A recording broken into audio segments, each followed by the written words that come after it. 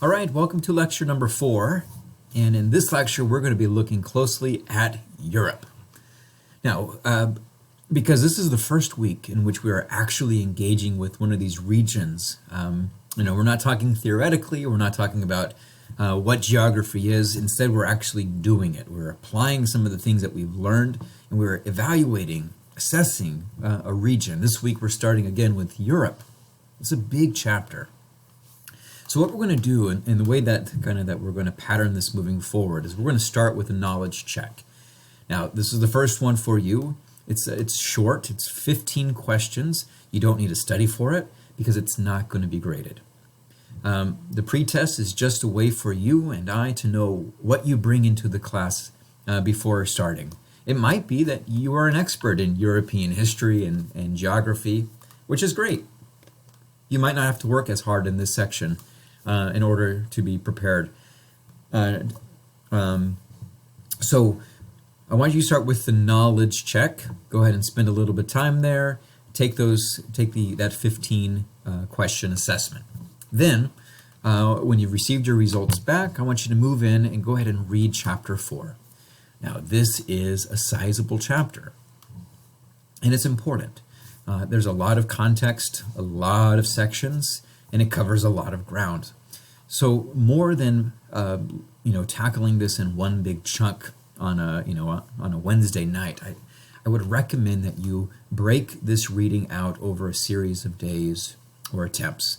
So just like with the book, of course you could sit down and read a whole book from cover to cover, but sometimes it makes more sense just to spend 20 minutes and then come back to it later on. Do what works for you and what time you have available.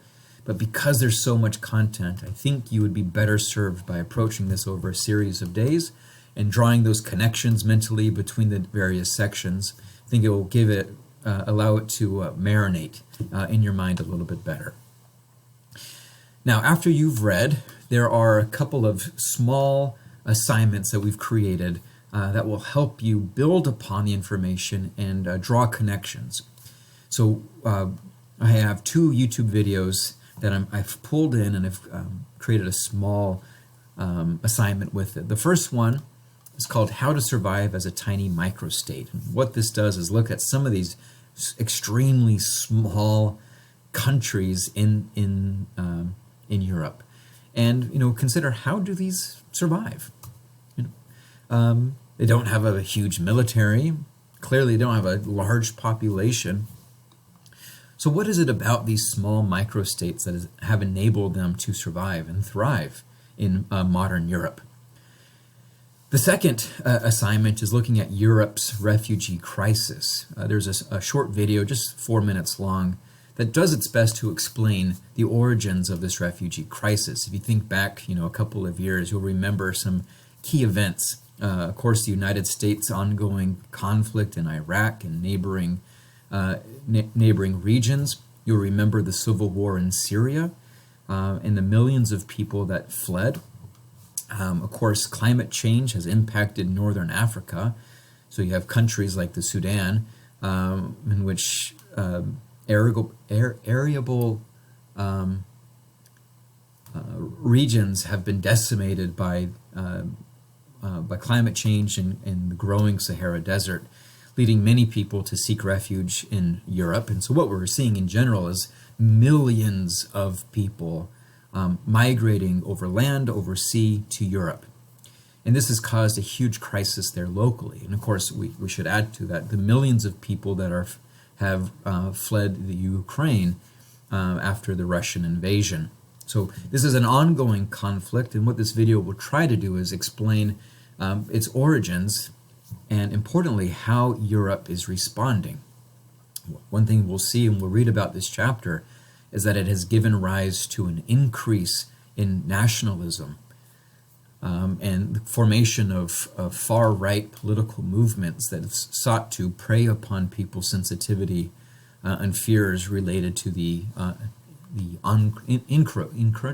encroachment of these refugees. Next, chapter 4, a short writing assignment, we'll be looking at the rise of this far right, this nationalist movement that has swept especially parts of the Eastern Europe. And we'll be considering our broad question, is Europe a friend or foe? You know, historically, Europe has been seen as a close ally to the United States.